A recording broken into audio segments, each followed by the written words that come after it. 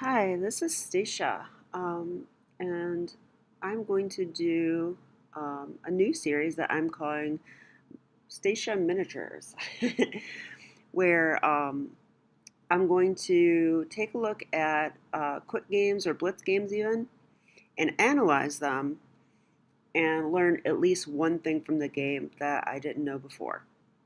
So, also, this is a way to create more content on my channel fairly quickly. All right, so let's have a look at this game. I thought it was pretty interesting. Um, I am now playing 1e4. Um, I gave up d4 for the new year. That was my New Year's resolution. And my opponent played d5, the Scandinavian. And so I like to play this as black. And I feel pretty good about playing against it, but I'm sure there's still a lot I have to learn. So let's see what we can do here. Now, I will always take this pawn. It just seems like it's just the best move. And my opponent took with a queen, and I do believe in the move knight c3 here. And I was expecting queen a5, but instead, my opponent retreated to d8, and this is one of the lines in the Scandi. There's also queen to d6 is another common one. Now here is where I deviate out of book already. I really should just go d4, totally natural, take the center, open up the dark square bishop. But I played the move bishop c4, and I have to admit, the thing I hate playing against the most when I play the Scandi is when white targets my e6 square. And this knight will come out, white will castle, and a rook will appear on e1, the queen on e2. And the sacks on e6 are often hard to meet. So that was my idea behind bishop c4, is I'm going to be looking for a sacrifice. But, let's learn a little bit. How does this queen d8 line continue? Well, it would go d4, knight f6, knight f3, c6. Now I can play bishop c4. And I'll be able to tell you why in a minute. And then, yeah, bishop b3, e6, castle. So this is kind of how it should go. And I do know about this b5 move in the queen d8 Scandi. So there it is. Now bishop c4 is inaccurate. Why? Well, interestingly enough, I do believe black could even play c5 if they wanted, stopping me from playing d4. So, okay, in the game he played e6. I don't like this move so much, but maybe it's okay. I don't like to block in my light square bishop, but he does have this idea of probably like a c6, b5, in which case the bishop will be developing this way. So, okay. Knight f3. And yeah, so here the computer showed me the reason I shouldn't be playing this way and I should play d4 is black could play c5 here if they wish. I can play d4 here actually, but a move earlier I couldn't. So let's take a look real quick.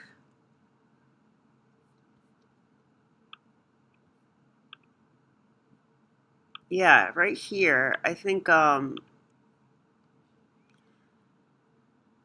I have to try and prepare this. But black could even play knight c6. And notice that black is controlling the d4 square.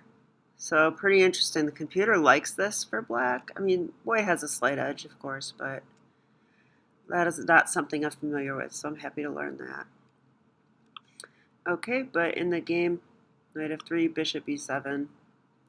Yeah, and the reason c5 doesn't work here is because my knight's on f3. So after c5, I would push through here. And after c takes d4, let's see. I could take with the queen. Yeah, I guess that's fine because if the knight attacks me, I'll just trade queens. So really it would go like this. And I think I could argue that their light square bishop isn't so good yet, and I have more development. Computer says after a6, it's like pretty much equal though. White has a slight advantage. All right, let's continue. Yeah, I really can't help myself to overanalyze, can I? Bishop e7, castle. So I mentioned my idea. I still want to go after e6.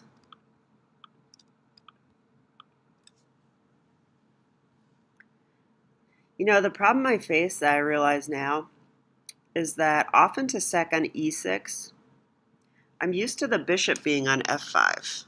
If this bishop were on f5, then I would have the move knight h4 to take a defender off of e6.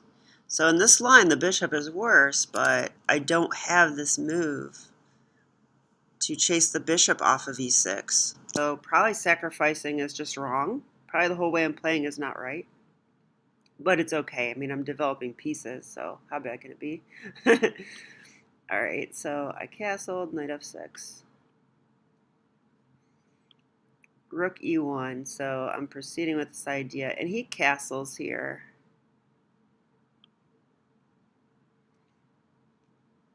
And I am a little skeptical of this position. Computer says it's fine, but I worry about this bishop being locked in.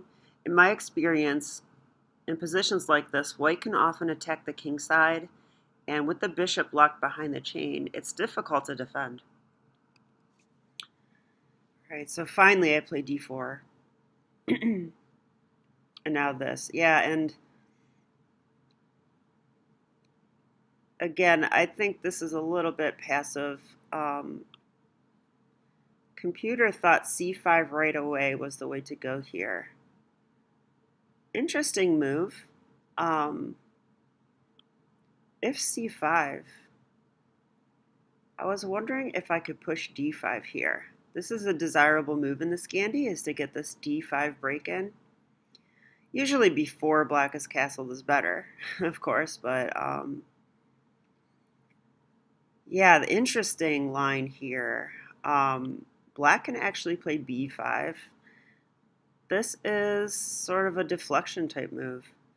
We have 3 pieces supporting this d5 break, and b5 is going to deflect one of my pieces. You know, I can't really retreat the bishop because he'll push, and if I take, now he can take this way. And what happened to white's center? I think it's gone. Looks like black has the center. So this is still fine for white, the computer says, but I don't like the fact that my center is gone. So this b5 idea is pretty interesting. But let's continue. So it went d4, knight bd7, and here I went bishop g5. Computer actually says queen e2 is the way to go here, which kind of goes in line with my sack idea. But okay, I played this. I didn't really intend to take this knight, at least not right away. I feel like this knight may want to go here, although it does have this route.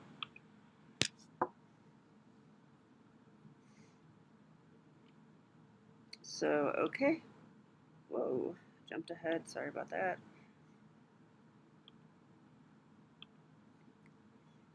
Okay, after bishop g5, he played c6. And now I did play queen e2. This appears to be correct. b5 was played. I know to watch out for this move in the queen d8 Scandi.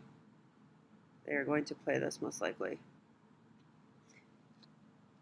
And now I have a question for you. With the knight on d7, would you sack on e6 here? Why or why not? And if you'd like, pause your video and then I'll continue. Okay, so this is a blitz game, and I decided to go for this. My theory is that if I'm trying to learn and I'm not sure if something is good, I should go ahead and try it in unimportant games so that I can analyze it after and learn something. That way, if I reach a position like this in a real game, I'll have some idea of what is correct or not. So I took here. It looks tricky, at the very least. After f takes e6, there's queen takes check. And now the computer wants to calmly play rook f7, defending the bishop. And it says black is slightly better here. Notice the bishop is x-raying my queen. My queen cannot stay here. And yeah, I could take this pawn, I guess, but then rook b8, just move the rook out of the way. Now this pawn is defended. Now bishop e7 is coming. I can see black is probably going to hold because I don't have enough attack for the piece. And my opponent made a critical mistake after bishop takes e6. He decided not to accept it and play knight b6. And this is the losing move. And I think this is an important lesson. I've heard grandmasters say this before, but here's a concrete example of it. They will often say, if someone sacks a piece, take it. You know, like this is a speculative sack. So he should probably just bank the material and try to hold on. That's the right way to play this position. But by avoiding the sacrifice, I have now won a critical pawn. I can just retreat my bishop. I guess I didn't play this in the game. But yeah, this says plus 2.1 for white. And I agree, I'm just a pawn up with a better position. All my pieces are developed, even my rooks are connected. Black still has some development to do. Their pieces aren't really by the king, so I might be able to get a nice attack. So I think that's maybe the main lesson from the game, that critical moment there. But not to answer your question, too. Bishop takes e6. Is this good? Not really. No. Computer says that black is okay here. I guess I did cover that. All right, well, just to wrap up the game then. This is a miniature after all. After knight b6, I took here. A little bit of hope chess, right? If he takes with the queen, or, you know, then I'll take on e7, so he cannot do that. But he can take with the knight, maybe even the rook. No, he cannot take with the rook. He has to take with the knight. This defends the bishop, actually. But what an awkward setup this is. So I was happy to see this. Knight e5 coming in, queen d6. I took here. He took with the queen.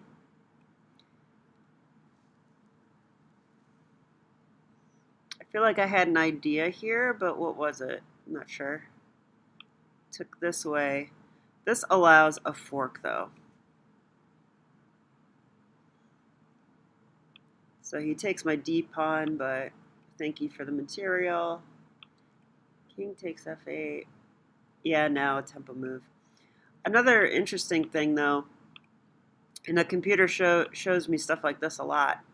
I often feel like hurried to take the exchange. But a more powerful move here is rook a to d1. Notice that the rook comes into the game with tempo, and we are guarding the knight by x-ray. And when the queen moves, let's say to b4, attacking my pawn, now you take the exchange. Although it's showing me another in-between move. Queen f3. Queen f3. So what is the idea here? Looks like we may be taking this way. Maybe we're putting pressure here. So interesting, but it's fine to bank the exchange. All right, I played rook a d1 after, and after queen b4. Do you see the winning move for white? Yeah, there's a nice little mate in two here, which I was happy to play. Rook d8 check. He cannot take with the bishop, so he resigned, because if he takes, then there is a checkmate. So, yeah, this is just a little miniature. I hope you enjoyed this format. It will allow me to create a little more content and also force me to slow down and analyze some blitz games every now and then. I only do the interesting ones, of course, ones where I feel there's something to learn. But I hope that you enjoy it, and thank you. Have a good one.